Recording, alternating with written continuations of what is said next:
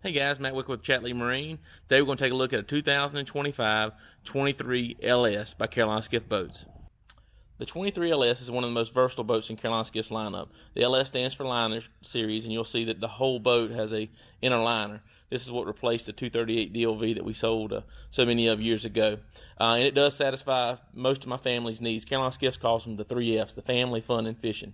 So for family, you can see the boat's rated for 12 people, plenty of room to put your gear, move around, take your family out to dinner, ride around, hang out, whatever. For fun, with the right size engine, plenty of power to pull tubes and skis and wakeboards at the lake, the river, intercoastal waterway. And of course for fishing, you got big casting decks on the back of the boat, plenty of room to move around while you're fishing, dual live wells, plenty of storage, and a large front casting deck. If you're looking for a versatile boat that's low maintenance, kind of do it all, stay tuned. This boat might be for you.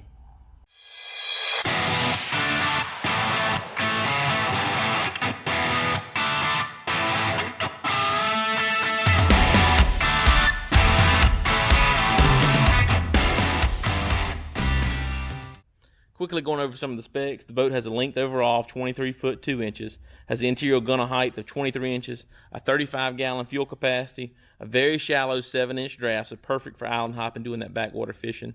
Has a person capacity of 12 people, a 96-inch beam, 25-inch transom, and has a weight of only 2,500 pounds. Max horsepower is 200 horsepower. Before climbing in the boat, I want to talk a little bit about the hull. This hull design was redesigned, I guess, in 2020. It replaced the DLV series, but very, very similar hull design, very proven. People get confused with Carolina Skiffs. They think of the old flat bottoms that beat you to death and slid and just got you soaking wet. And the DLV and the LS kind of changed that thought. The LS, you can see, does have a V. It's kind of a cathedral-style hull, so you've got a V there. And then you've got some sponsons on the side that don't give you that stability. But it's a very good riding boat. You know, it's a drier ride than the flat bottoms for sure. I don't want to mislead you. It's not going to ride like a deep V offshore boats like these. But for somebody who's going to cruise the intercoastal waterway, lakes, island hop, things like that, and maybe go offshore on a very pretty day, you're going to pick your days when you go offshore, this would definitely work. Floats in very shallow water. You know, it's got a 7-inch draft, so getting back in those creeks and channels, again, pulling up on beaches, perfect for that. So, just wanted to cover that whole design before we climbed in the boat. Climbing in the boat, the very first thing you'll notice is the massive amount of floor space in this boat. Over 3 foot of room in front of the console, between the console and the front deck. And also the width, like any skiff, is the same from the back all the way to the front, so it doesn't narrow up like a traditional deep V center console. So plenty of room to move around, put bait tanks, gear, tackle, chairs, anything you'll need, either fishing or on the sandbar hanging out.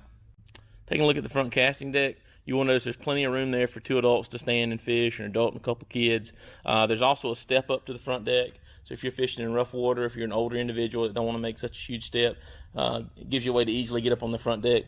Also, this boat has the factory stereo, so you'll see 2 flush-mounted speakers on the front deck that are projected towards the stern. So makes it easy to hear the radio when you're cruising down the water. Moving up on the deck, you'll see again plenty of room on this bow to mount trolling motors, additional electronics. Anchor locker is standard. We'll open that up. All stainless steel latches.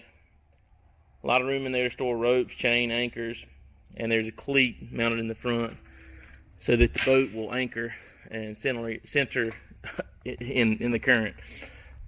Moving back, you'll see trolling motor pre-wire is a standard feature. You've got bow tilt and trim, so if you're fishing, you can take your toe and tap the motor and raise the engine if you see an oyster bed. Trolling motor pre-wire standard, and a 12-volt accessory port. So if you got kids hanging out up front or want to run a spotlight, you got a way there to power it.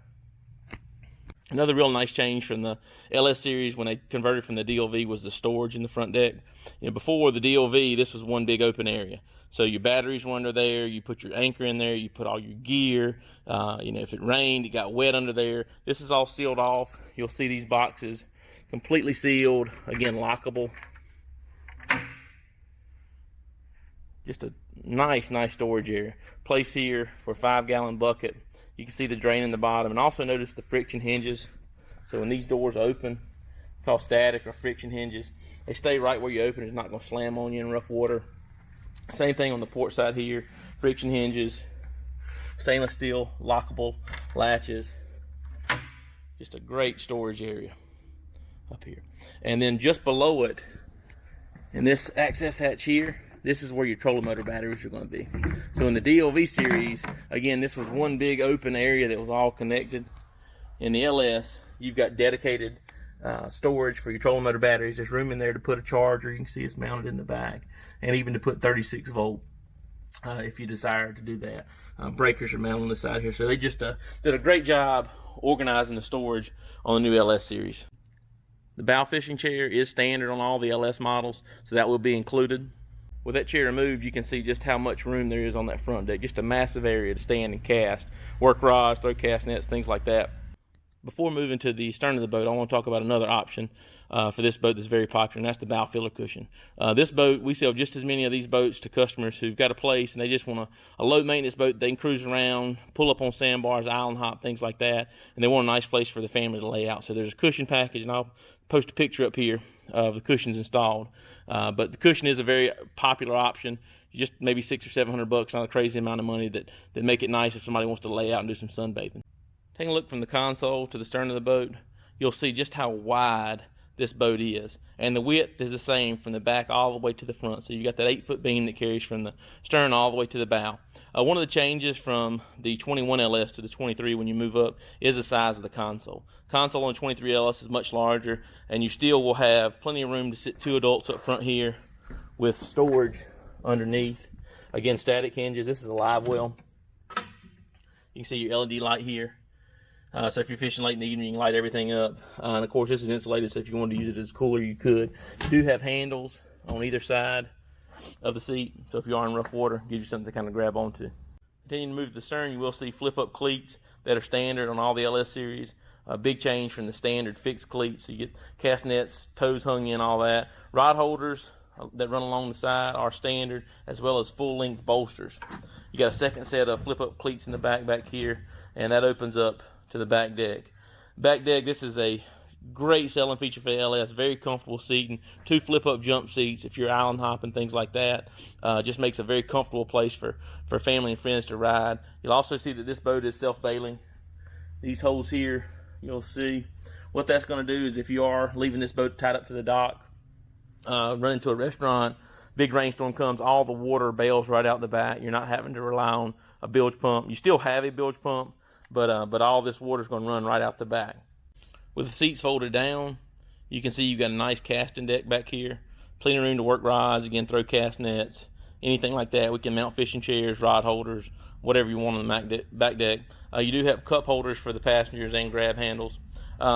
Center live well here is a little bit larger than the bow one. You do have a static hinge on this one as well, so when you open it up, it'll stay where it's at. Stainless steel hatches.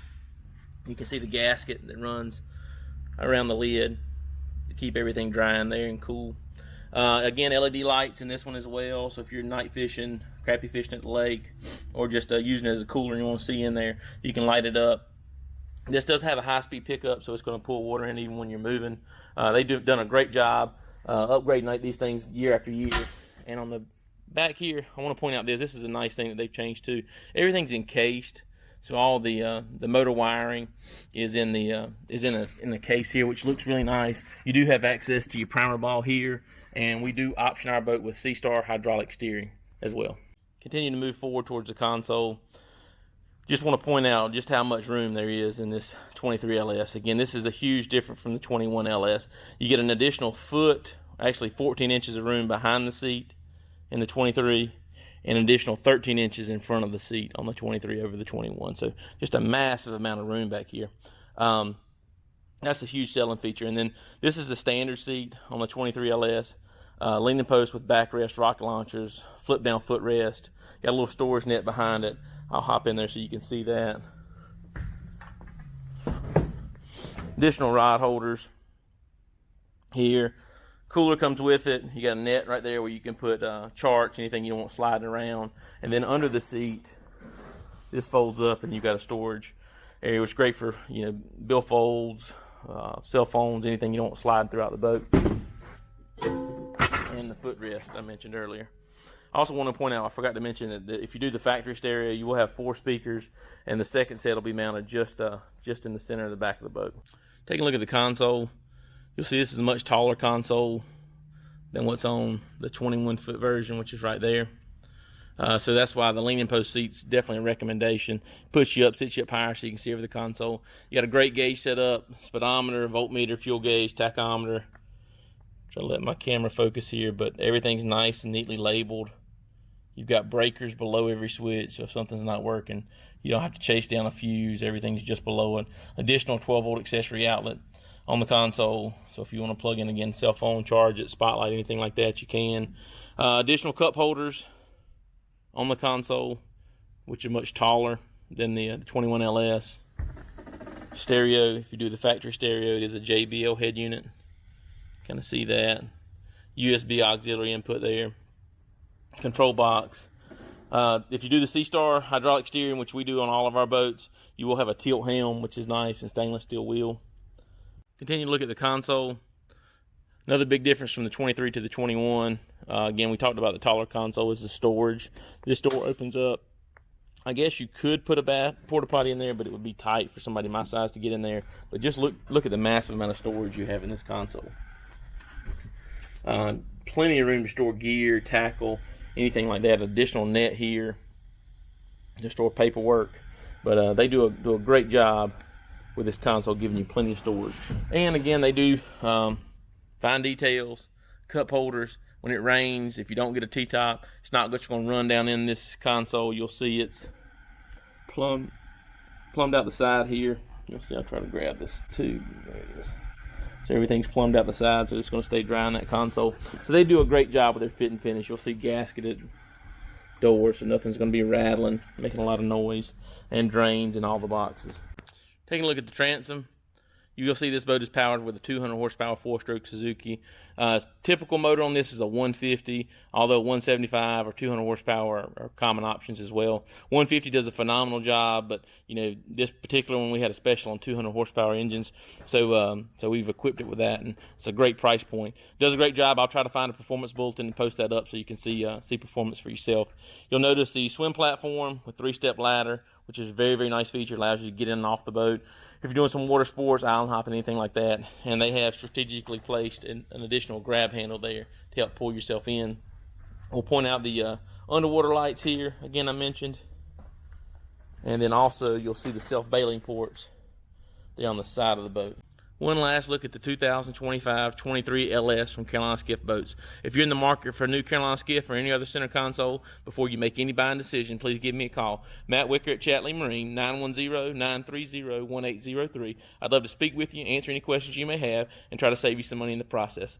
Again, Matt Wicker at Chatley Marine, 910-930-1803. Thanks for watching. Hope you have a great